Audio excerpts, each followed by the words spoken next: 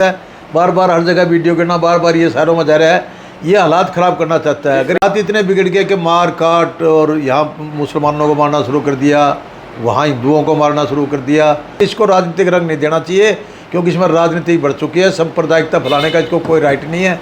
ऐसे आदमी को ऊपर भी कंट्रोल करना चाहिए। इसको भी कहे भाई तुम भी चुप मार जाए, उसका तना पर्चा दर्ज करा दिया, उसको अंदर कर दिया। जो भी सांप्रदायिकता वाली बात नहीं थी, गलत बोलने वाली बात थी, कोई भड़काने वाली या कोई दंगे भड़काने वाली बात नहीं थी। दंगे भड़काने की बात तो बल्कि अब ये जो घूम रहे हैं ये कर रहे हैं। तो मैं पंजाबी वर्ग के लोगों को, चाहे वो खत्री डोडा समाज है, चाहे वो दूसरे जो भी है, चाहे भाटी है, चाहे और भी है, सबसे ये प्रार्थना करूँगा ऐसे व्यक्ति को बेवजह महत्व ना दे। ये मतलब अपना माहौल को ख़राब करना चाहता है। इसके पीछे किसी की बैक हो सकती है। मामला कोई जन्नत के पानी का था, वो पानी का मैटर अपना, वो पानी मांगने के लिए वहाँ लोग बैठे हैं। ब्याणा जी वहाँ अपना पानी ले जाना चाहते हैं हांसी में डायरेक्ट, उसका कोई टेक्निकल होगा या जो भी होगा, वो मामला बैठ कर सुलझा लेना चाहिए। मैं उनसे भी अपील करता हूँ इसको बैठ के सुलझाओ। मतलब ऐसा है नहीं कि अब आपस में एक दूसरे के प्रति वो अडामेंट ना हो। ये है मेरी प्रार्थना। और इसको सरकार ने चाहिए कि भी या तो चुप बैठ जाए, नहीं तो इसके खिलाफ भी कार्रवाई करनी चाहिए। सांप्रदायिकता फैलाने का किसी को भी राइट ना उसको राइट था, उसको गिरफ्तार के लिए अगर ये फैलाते हैं तो इसको पकड़ लेना चाहिए। ये जो पंजाबी और रिफ्यूजी का मैटर है, सॉरी पाकिस्तानी और रिफ्यूजी का मैटर, किसी लड़के ने ये विपिन खुराना नाम के व्यक्ति जो पत्रकार हैं, उसको कुछ ऐसे ही बात करते करते हुए थोड़ा सा टाउट के तौर पर कह दिया। अब टाउट उसने कस दिया और उसने सिर्फ इतना बार बार कहा कि भी आप अपनी सही पत्रकारिता करो, हालात को बिगाड़ने का काम ना करो।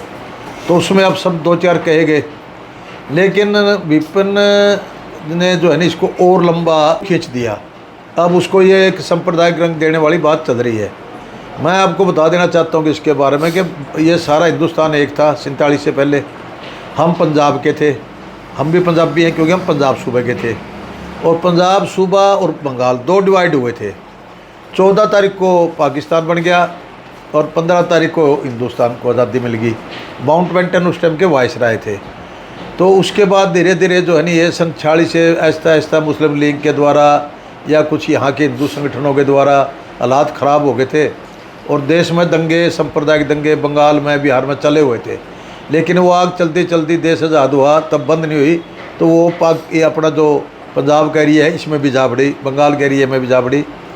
और उसकी वजह से वो जो लोग थे वहाँ जो रहते थे, उन्होंने ये सोच किया कि हम तो अपना भारत में जाएंगे, जो भारत का एरिया आ गया, क्योंकि हम तो भारतीय हैं। वो लोग पाकिस्तान का जो एरिया छोड़ के और भारत के को जो एक था, जो लाइन खींच दी गई थी 3 जून 1947 को इसका एक प्रारूप तैयार हुआ था, 17 अगस्त को इसकी लाइन खींच दी थी भाई ये पाकिस्तान है, ये इंडिया है। तो उसमें वो लोग इंडिया की तरफ चले आए, भारत की तरफ चले आए। हालात इतने बिगड़ गए कि मार काट और यहाँ मुसलमानों को मारना शुरू कर दिया, वहाँ हिंदुओं को मारना शुरू कर दिया, और इतना हालात बिगड़ गए कि लोग बह के मारे सब कुछ छोड़ कर भाग लिए गाड़ियों में। और वो आके उनको जहाँ भी जगह मिली तो भारत की सरकार ने कैंप लगा दिए, और उस कैंप का नाम लग दिया शरणार्थी कैंप, जिसको अंग्रेजी में रिफ्यूजी कैंप कहते हैं। तो लोगों ने आके शरण ली, उनकी मजबूरी थी उसमें शरण लेना। और आज भी कोई भी किसी की शरण लेता है तो उसको शरणार्थी कहते हैं। तो इनकी आइडेंटिफिकेशन थी नहीं जब ये पाकिस्तान से आए, क्योंकि उस टाइम पाकिस्तान बन लिया था, इसमें कोई दो राय नहीं। तो उसके बाद जब भी ये गांव के अंदर जाते, फेरी लगाते, या जैसे जैसे इनको जगह अलाउट हुई, तो एक रूटीन में लोगों ने कहना शुरू कर दिया कि भाई ये वस्तु है उस दुकान पे से लिया, वो पाकिस्तानी की दुकान अच्छी है उससे ले आना, वो सस्ती देता है। क्योंकि बढ़िया यहाँ का लोकल और ये पंजाब ये आए हुए जो पाकिस्तान से जो भी बेचारे ये आए दुकान करी इन्होंने आकर, तो एक इनका आपस में कंपटीशन था भाई कौन बढ़िया सस्ती देता है। और उसके आधार के ऊपर ये हुआ था कि जो लोग पाकिस्तान से छोड़ के आए, तो 19 जुलाई 1948 की एक वो बना दी डेडलाइन कि जो 19 जुलाई 1948 तक आ लिए वो तो भारत के नागरिक। लेकिन 19 जुलाई 1948 के बाद जो बाद में आए उनको 6 महीने का सर्टिफिकेट देकर अपनी नागरिकता लेने के लिए उनको एक रजिस्ट्रेशन करानी थी डीसी के पास। तो वो लोगों ने करवाई, क्योंकि 1948 तक ज़्यादा लिए लोग, फिर बाद में थोड़े थोड़े करके कोई 100 आ गए, कोई 50 आ गए, कोई 40 आ गए, फिर आए हैं लोग। और फिर एक ये फैसला हो गया जब उन लोगों की प्रॉपर्टी बाहर आएगी जो प्रॉपर्टी नहीं ले पाए, तो भारत के प्रधानमंत्री पंडित जवाहरलाल नेहरू थे, लियाकत अली जो है पाकिस्तान के उस टाइम पर वो थे प्रधानमंत्री, उनके बीच में 8 तारीख अप्रैल 1950 को एक समझौता हुआ कि भाई आप इनको अलाउड कर देंगे अपनी अपनी प्रॉपर्टी का प्रबंध कर ले। और वो समझौता 8 अप्रैल 1956 तक चला। भाई जिसने अपनी ज़मीन बेचनी है, जिसने जायदाद बेचनी है, जिसने को लेन देन वहाँ रह गया वो करना है, तो इस तारीख तक आपको छूट है। उसके बाद वो बैन कर दिया गया, फिर वीज़ा सिस्टम चल पड़ा। तो इसमें थोड़ी बहुत जो है नहीं, कोई बुरा मानने की बात नहीं, ठीक है। एक रूटीन का वर्ड पहले एक कल्ले जाट नहीं, जाट, नाई, तेली, ब्राह्मण, बनिया, जो भी ग्रामीण क्षेत्र में रहते थे, मैक्सिमम ग्राम में आए, कुछ शहरों में आए। शहरों में रहने वाले भी, जैसे हमारे यहाँ आबादी सैनियों की होती थी, वो भी बोलते थे, सारे बोलते थे कि भाई पाकिस्तानी, क्योंकि किसी की सीधी तो आइडेंटिफिकेशन थी नहीं, इसलिए एक वर्ड बोलना शुरू कर दिया आम रूटीन में। तो उसका इन लोगों ने उस टाइम बुरा भी नहीं माना, उस टाइम नहीं बुरा माना करते।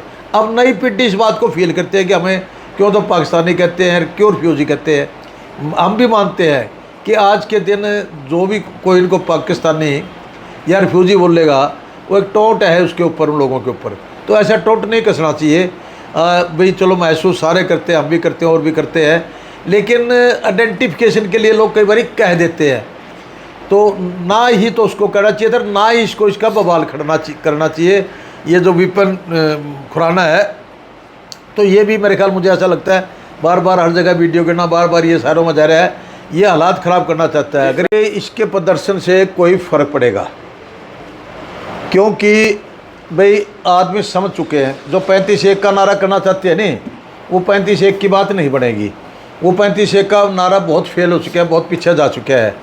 अब अगर ये चाहे कि इसका राजनीतिक लाभ उठाया गया है, भाई तेरे को जो ये बात उसने बोल ली यार, जो चीज़ के लिए तू प्रदर्शन कर रहा है, ये जो 35 बरादरी के लोग हैं ना, ये भी तेरे को वही पुकारते थे उस टाइम तेरे को भी यही पुकारते थे। तो वो इस बात को क्यों आपको सहयोग करेंगे? वो खुद ये चीज़ बोलने वाले हैं। ग्रामीण क्षेत्र में जितनी भी जातियाँ रहती थी वो ऐसे बोलते थे। आपके अर्बन एरिया में जितनी आबादियाँ रहती थी, सिवाय जो पंजाब से माइग्रेटेड लोग आए हैं उनको बोलते थे। आप इनको क्यों नहीं बोलते? सरदार भी तो आए हैं, सरदार को इसलिए नहीं बोलते कि वो उनके पास ज़मीनें थी, वो आके सेटल्ड हो गए। कुछ पंजाबी वर्ग के लोग भी बहुत, वो जिसमें खत्री रोड़ा लोग थे, वो भी वेल सेटल्ड थे, उनको ज़मीनें मिल गई, आराम से सेटल्ड हो गए, अपने पाँव पर खड़े हो गए। कुछ एक था गरीब वर्ग, जो बाद तक भी वो मजदूरी करता रहा, वो अपने आप को गामा में जाते, कोई अपनी मजदूरी करने के लिए जाते, ब्याह शादियों में जाते, वो उनको पूछते, तब भी वो भी यही कहा करते कि हम जब पाकिस्तान से आए थे हमारे तो ये ऐसे होता था, वहाँ ये ऐसे होता था। तो आम जनरल भाषा में लोगों ने इनको कहना शुरू कर दिया। लेकिन अब वो टाइम बदल गया, अब उसको हो गए 79 ईयर्स। आप मान के चलो 79 साल पहले की बात, तो उसके जो आने वाले थे वो लगभग सारे, मोस्ट ऑफ ऑल कोई 2% 1% को रह गए नहीं, बाकी सारे लोग एक्सपायर हो लिए। वो खुद भी कहते थे, वो खुद जब पाकिस्तान के बुढ़े आए थे वो सारे अपने आप को क्या करते, कोई महसूस नहीं क्या करता, क्यों आम जनरल भाषा थी। आज अगर इस बात को मतलब टोंट के तौर पर अगर प्रयोग किया जाता है तो वो गलत है, नहीं करना चाहिए। अब वो हमारे भाई हैं, बच्चे हैं, हमारे साथी हैं, हमारे दोस्त हैं, वो सारे हम रल मिल कर बैठते हैं, रल मिल कर खाते हैं, पीते हैं, ऐसा करना चाहिए। और इसको भी